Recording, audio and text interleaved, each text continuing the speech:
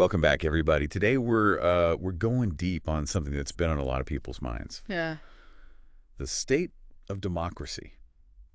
Especially, well, with everything going on and some pretty strong opinions about the future. Yeah. So we've got a lot of different stuff to look at today. We've got that Wikipedia article on Donald Trump and fascism. Oh, yeah. There are articles about speculating about Trump's second term. Right. Scholarly analyses of, well, democracy failing. And we even looked into martial law here in the U.S. So today, we really want to help you understand what democratic backsliding actually looks like. You know, what are the warning signs we should be watching for? And what can we learn from history, even from other countries? You know, it's funny. A lot of times we think about, like, democracy just totally collapsing, right? Yeah. Like, all of a sudden. But it's usually way more subtle than that. Right. It's more like a slow erosion, I guess you could say, of the norms and institutions, like Right. slowly chipping away at what makes a free society. Yeah, it's like a slow leak in a tire. Yeah. Might not notice it at first, but eventually it's going to leave you flat. Exactly. So one of the ways that we can try to measure how healthy a democracy is this project called VDEM, VDEM. Yeah. the Varieties of Democracy Project.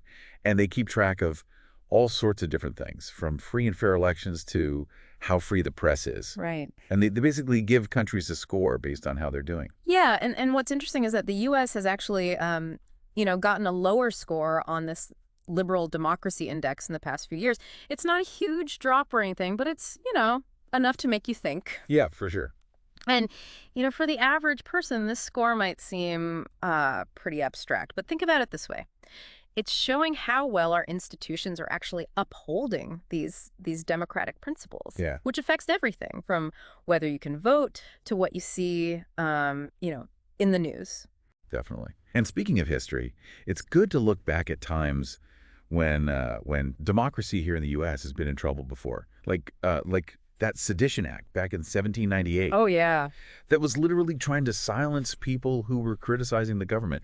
Like, could you imagine today if saying something you disagree with online Yeah. could get you arrested? It's wild. Right. Or think about Andrew Jackson, using martial law down in New Orleans during the War of 1812. This is like a hero in American history, right? Right. But even he was tempted to take more power than he should have during a crisis. And these examples, they show that, yeah, democracy did win out in the end, but it was a real threat. It really shows you how important it is to pay attention and understand how leaders can take advantage of situations. Yeah. And to really understand how democracies decline, we need some kind of framework, Yeah. right? And there are these two political scientists, Suzanne Mettler and Robert Lieberman, who came up with this idea of 4 threats to democracy. They are polarization, conflicts over who belongs, economic inequality, and what they call executive aggrandizement. It's a mouthful, but let's break it down. Yeah, let's do it. So polarization, you're probably already familiar with. That's the growing divide between different political groups where compromise becomes impossible. Nobody can even talk to each other. Right. And that thing can totally paralyze a government, Okay. They can't function, they can't solve Well, problems. exactly. And then there's that conflict over who belongs. It's basically about who gets to be a full member of society. Yeah. We see this all the time in debates about immigration, about voting rights, about access to health care. Right. Like, who deserves those rights and privileges? And it creates this us versus them thing that's so damaging. Totally. And then you've got economic inequality. That's a huge one. Yeah. When you have a small group of people with all the wealth and power, it makes people lose trust in the whole system. It feels like the game is rigged. And that leads to people feeling disillusioned. And honestly, that makes them more likely to believe those populist leaders who promise easy answers. Right. And then last but not least, there's executive aggrandizement, which is basically a fancy way of saying that a leader tries to grab more power than they're supposed to have. Right. Like attacking the courts, trying to silence the press, even using the military here at home. Those are all really bad signs that someone is trying to hold on to power for themselves, not for the people. Yeah. And when you look at all these sources we've got about what Trump might do in his second term, some of these threats get really scary. Like one article, How Trump Will Change America This Time, suggests that he could actually use the IRS to go after his political enemies. Which is, it's totally illegal, right? Oh, yeah, definitely. But the article talks about how with the Supreme Court the way it is now, it might be really hard to prosecute him for it. Right. It's almost like the guardrails that are supposed to stop someone from abusing their power have been weakened. Yeah. So now this kind of stuff might actually happen. Exactly. And then there's all this talk about him maybe misusing the military. Trump has already talked about using the military for mass deportations before. Right. And this article suggests that he might be even bolder in a second term. His willingness to push the limits of what's legal, what's even constitutional, should be a huge warning sign for everyone, no matter what party they belong to. And then there's his total disrespect for the free press. Yeah. The article mentions this guy, Brendan Carr, who Trump appointed to run the FCC. Right. And he's openly said he wants to get rid of what he calls the censorship cartel. Oh, wow. Which basically means any news outlet that criticizes Trump. It's a pretty scary picture, right? Like a government trying to control what information people can even get. It is. That's straight out of a dystopian novel. It really is. And it just shows how important a free press is to democracy. Absolutely. Yeah, it's like, one of those classic authoritarian moves, Sure. right? Control people see and hear, control what they think. But what's really, really creepy is that there are actually people out there who seem to like this whole decline of democracy thing. Like this article, the people cheering the United Healthcare CEO shooting, it's kind of terrifying. It shows you this undercurrent of just like pure rage. It's so disturbing to see how people can take something so horrible like a shooting and turn it into, I don't know, like a symbol of fighting back against the system. It's like they've completely given up on democracy and think violence is the only answer. Yeah, and that's what's so dangerous about these extreme views becoming, normal. Like Right. when we start using language that dehumanizes people, it makes it easier to justify violence. We saw this in another article. Trump compares political opponents to vermin who he will root out. Like, come on, this kind of talk, it's textbook fascism. It's all about finding scapegoats, making your opponents seem like monsters, and creating this atmosphere of fear and anger. It's scary how much it reminds me of, all those regimes in history that destroyed democracies from the inside out. Yeah. It makes you realize that we don't always learn from the past. Nope. And we can't forget about the role of the media in all of this. Trump keeps calling the press the enemy of the people, and it seems like he might actually try to control what they can say even more in a second term. That article, How Trump Will Change America This Time, talks about some really unsettling scenarios, like maybe using the FCC to block negative coverage, or even like taking away broadcast licenses from networks he doesn't like. It's wild. It's like something out of one of those dystopian novels where the government controls everything you see and hear. It's a chilling thought, and it really underlines how crucial a free press is for a democracy. For sure. And then there's this talk about sending troops to other countries, specifically Mexico. There's this article, Republicans want U.S. troops to fight Mexican cartels. That's a bad idea. It talks about labeling those drug cartels as terrorist groups and sending the military in. Yeah, this rhetoric is dangerous. Super dangerous. The article makes a good point, like militarizing the drug war will probably just make things more violent. Exactly. The complicated problem, Yeah. right?